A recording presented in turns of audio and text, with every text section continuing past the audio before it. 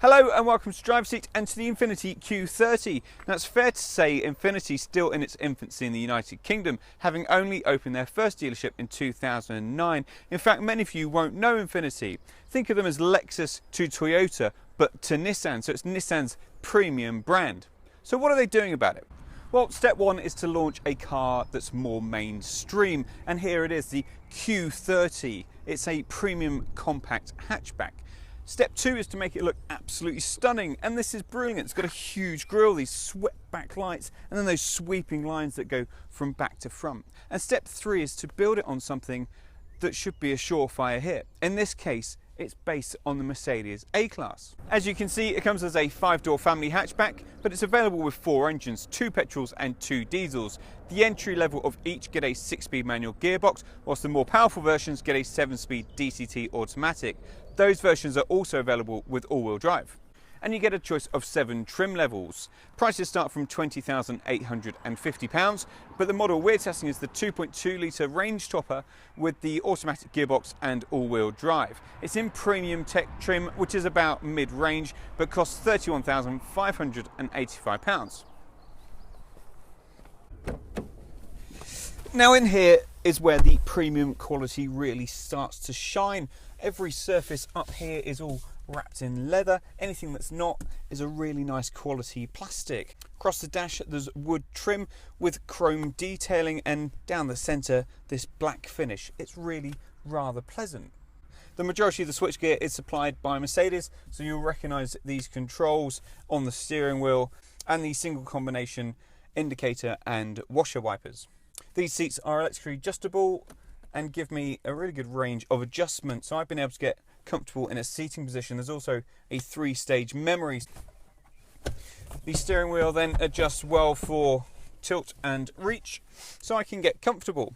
Headroom is all right in the lowest position, but again I probably wouldn't want to be anywhere near 6 foot in here.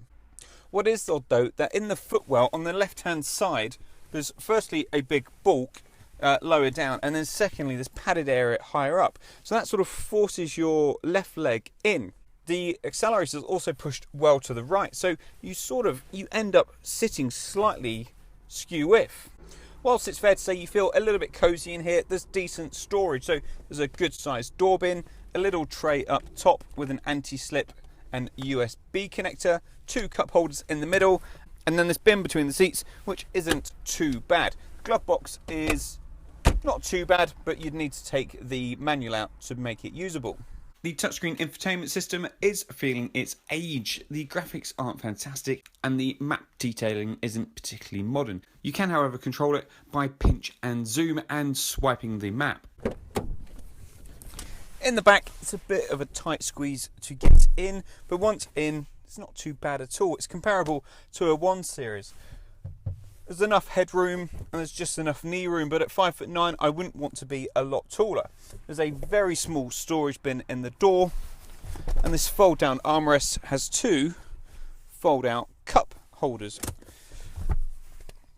However, I wouldn't want to be sat in the middle. Whilst the transmission tunnel's not that big, your knees are hitting against the edge of the chairs, so you're going to really struggle for comfort. So that's really best reserved for smaller people.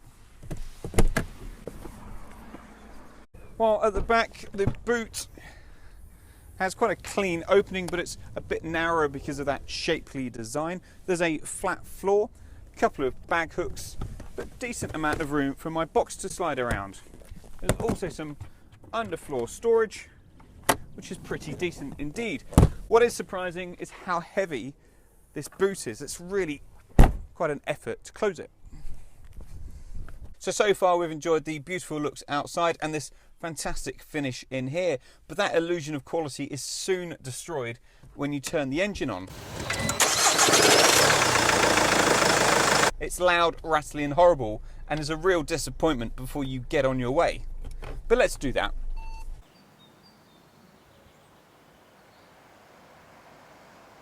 Once on the move and it's warmed up, the engine does quieten down a little, although it still sends quite a lot of vibration into the cabin. It's a 2.2 litre 4-cylinder from Mercedes and develops 168 brake horsepower and 258 pound-feet of torque. Now that officially is enough to get it from standstill to 62 miles an hour in 8.5 seconds. It's got a 7-speed DCT dual clutch automatic gearbox. Now officially this will return 57.6 miles to the gallon and emit 129 grams per kilometre of CO2. During our testing, however, we've only managed around the 37 miles to the gallon mark.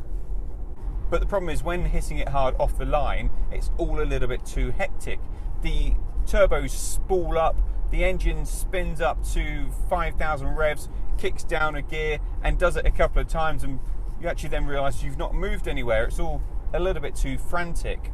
But once on the move, it's a smooth, quiet and calm engine, and the gearbox left to its own devices is fine. However, if you're behind a slower vehicle and want to downshift and go, it's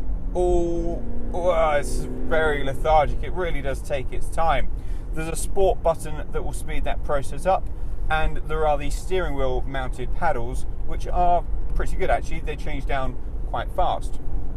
Despite the all-wheel drive system here, it does struggle to put its power down off the line. All that revving up and spinning may not be helping, but there is a little bit of wheel spin there.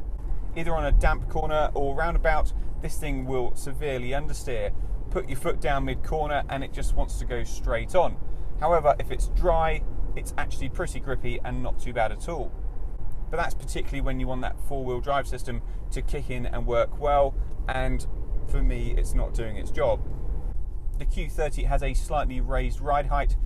It's pretty evident not too long after setting off that the Q30 is set up for comfort. It wafts down the road, slowly pitching from corner to corner. Think of the motion of a dinghy tied to a jetty on a gentle summer's breeze, just bobbing and rocking around. It's generally pretty comfortable. However, the faster you go, the better it is. That means in town that it's a little bit crashy and firmer than you'd expect. So speed bumps, potholes and general road scarring will make its presence felt. What the Q30 won't do, however, is reward you dynamically. Put it into a corner and you get instant roll and lean, and that waftiness really comes back to haunt you. It's by no means falling off the road, but it's certainly not going to encourage you to push on particularly hard at the next bend.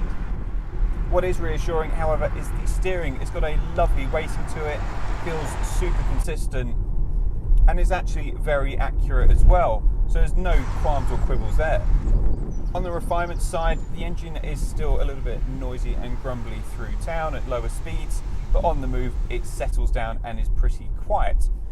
What you do hear then is suspension noise, and it's quite prevalent. The rest of the cabin's reasonably quiet, so I think it stands out more than perhaps it should, but nevertheless it does stand out. Visibility in here isn't fantastic. Feels a bit like you're in a one-man toboggan and you can only look forward. Over the shoulder view's not great, and these thick pillars don't help either. There are front and rear sensors on this, as well as a rear view camera, which does help out.